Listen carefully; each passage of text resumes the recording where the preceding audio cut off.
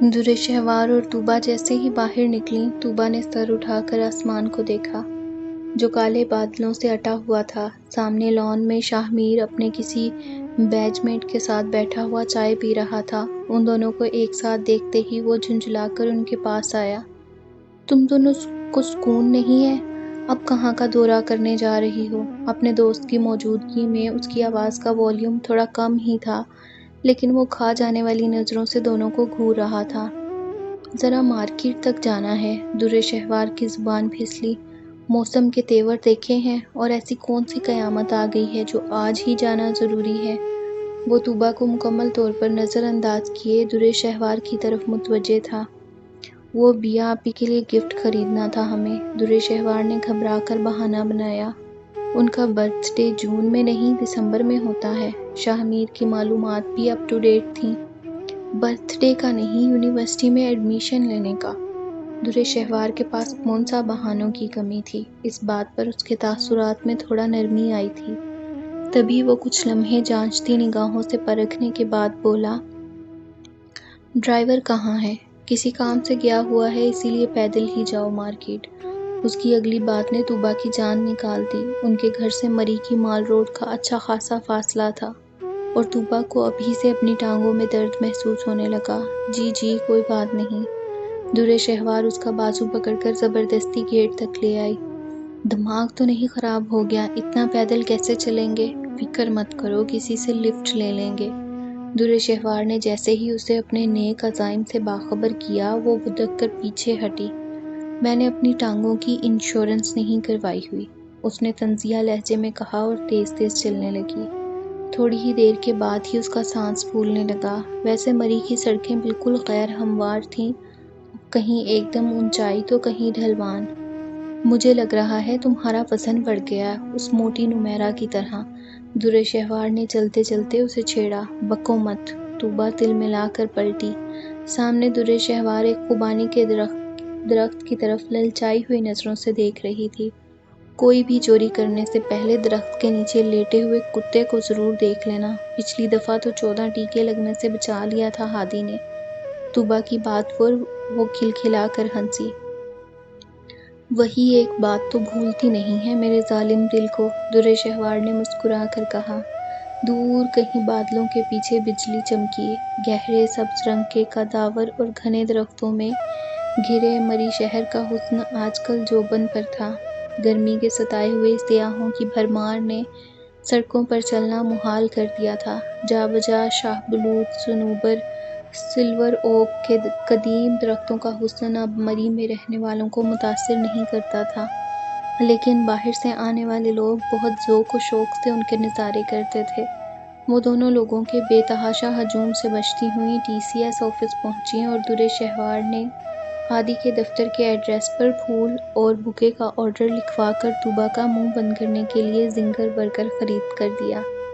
وہ دونوں مزے سے برگر کھاتی ہوئی واپس آ رہی تھیں، تبھی ہلکی ہلکی سی کنمن نے ایک دم ہی موسم سہانا کر دیا۔ در شہوار کا موڈ آج پھر عروج پر تھا۔ توبہ ہے یار، اس 12 من کی دھوبن کو دیکھو۔ در شہوار فٹ پاتھ پر چلتے ہوئے ایک خاتون کو دیکھ کر بلند آواز میں ہنسی۔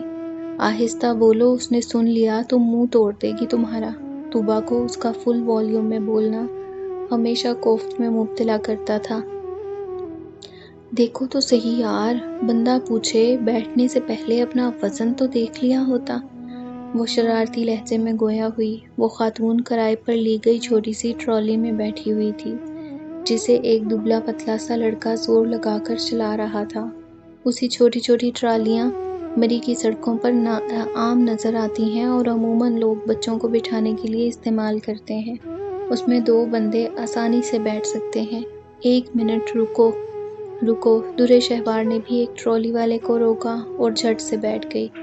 طوبا کا منہ کھلے کا کھلا رہ گیا۔ یہ کیا بدتمیزی ہے در شہوار، فوراً اترو۔ وہ خفت زدہ انداز میں گویا ہوئی۔ نہیں یار، میری تو ٹانگیں جواب دے گئی ہیں، تم بھی آ جاؤ۔ اس کی آفر پر طوبا کا دماغ کھول اٹھا۔ وہ دل ہی دل میں اسے بلند آواز کوسنے لگی۔ ٹرالی کو کھینچنے والا نوجوان لڑکا بھی شوخی میں آ گیا تھا۔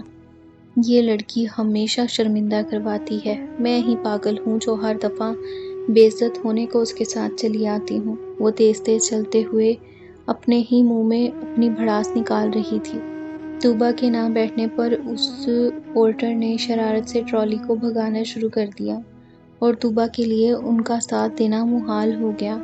درِ شہوار اس پر ایسے ٹانگ پر ٹانگ رکھے بیٹھی تھی جیسے داجی کی لینڈ کروزر میں ہو۔ یہ محمد ہادی اور سعد کی بھی آفس سے واپسی کا ٹائم تھا۔ سعد نے گاڑی چلاتے ہوئے یہ منظر بڑی دلچسپ نگاہوں سے دیکھا اور آنکھوں کے اشارے سے ہادی کو بھی اس طرف متوجہ کیا۔ اس لڑکی کو کبھی عقل نہیں آ سکتی، آدھی دنیا کے فتنے اسی کے دماغ سے نکلتے ہیں۔ ہادی بھی سامنے کا منظر دیکھ کر بدمزہ ہوا۔ ایک دم ہی ہلکی کنمن تیز بارش کا روپ دھار گئی اور مری کے پہاڑوں پر موجود بدلیاں گویا وجد میں آ گئی تھیں۔ اسی وقت مزے سے برگر کھاتی درِ شہوار کی نظر سعد کی گاڑی پر پڑی اور اس کا چہرہ متغیر ہوا۔ وہ اچھل کر اس ریڑھی نما ٹرالی سے اتری اور گیلی سڑک پر گرتے گرتے بچی۔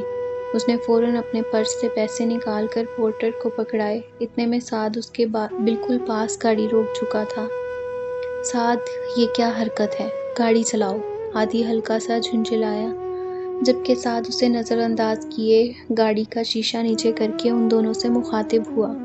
آ جائیں لیڈیز، بارش بہت تیز ہے۔ سعد کی آفر پر درِ شہوار نے آؤ دیکھا نہ تاؤ جھٹ سے پچھلی سیٹ کا دروازہ کھولا اور دھپ کر کے بیٹھ گئی۔ ہادی نے مڑ کر اپنا لیپ ٹاپ بیگ اٹھا کر اپنی گود میں رکھا۔ آ جائیں آپ بھی۔ سعد نے مسکرا کر طوبیٰ کی طرف دیکھا جو ہادی کے ماتھے کی شکنیں گننے میں مصروف تھی۔ اپنے پاؤں گھسیٹتی ہوئی وہ بمشکل پچھلی سیٹ پر بیٹھی لیکن تب تک اچھی خاصی بھیگ چکی تھی۔ طوبیٰ نے اندر بیٹھتے ہی مرے مرے انداز میں سلام کیا، جس کا جواب سعد کی طرف سے آیا تھا۔ گھر ہی جا رہے ہیں نا آپ لوگ؟ سعد نے گاڑی کا گیئر تبدیل کرتے ہوئے تصدیق چاہی۔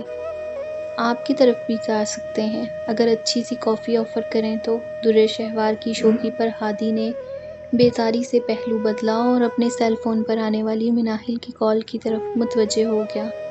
طوبیٰ نے ہلکی سی کوہنی مار کر درِ شہوار کو اپنا احتجاج ریکارڈ کروایا، جبکہ اس کی تمام حسیں اس وقت ہادی کی طرف موجود تھیں۔ Sure, Y not? سعد نے بیک مرر میں درِ شہوار کا شرارتی سا چہرہ فوکس کیا۔ ہاں منو، بتاؤ کیا بات ہے؟ ہادی نے کال اٹینڈ کرتے ہی فکر مندی سے پوچھا۔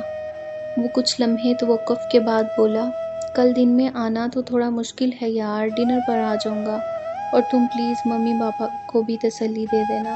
Okay, take care, bye God. Hadi نے جیسے ہی فون بند کیا، درِ شہوار کے چہرے سے پھوٹتی مسرت گویا ہوا میں تحلیل ہو گئی۔ ہادی کے منہ سے کسی لڑکی کا نام سننا اس کے لیے کوئی خوشگوار تجربہ نہیں تھا۔ کیا ہوا؟ مناہل تھی؟ اسلام آباد بلا رہی ہے کیا؟ سعد نے گاڑی چلاتے ہوئے دانستہ بلند آواز میں پوچھا۔ درِ شہوار کے کان کھڑے ہو گئے۔ ہاں، پھر کوئی سرپرائز رکھا ہوگا اس نے، تبھی تو ضد کر رہی ہے۔ ویسے کل تو جانا بنتا ہے تمہارا، بہت اسپیشل ڈے ہے، ورنہ جان نکال دے گی وہ تمہاری، اپنے ماموں ممانی سے کہہ کر۔ سعد نے دانستہ بلند آواز میں ایک دفعہ پھر درِ شہوار کو سنایا، جس کا چہرہ ایک دم تاریک ہوا تھا۔ اپنی اس حرکت پر سعد دل ہی دل میں کافی شرمندہ بھی ہوا، لیکن وہ جانتا تھا کہ درِ شہوار ایسے راستے کی مسافر بننے کی کوشش کر رہی ہے جس کی کوئی منزل نہیں تھی، اور راستے میں مڑ جانا اتنا تکلیف دہ نہیں تھا جتنا بہت دور جا کر واپس آنا۔ اس بات کے بعد درِ شہوار کو ایک دم چپ لگ گئی تھی، اور باقی کا راستہ اس نے خاموش بیٹھ کر ہی گزارا تھا۔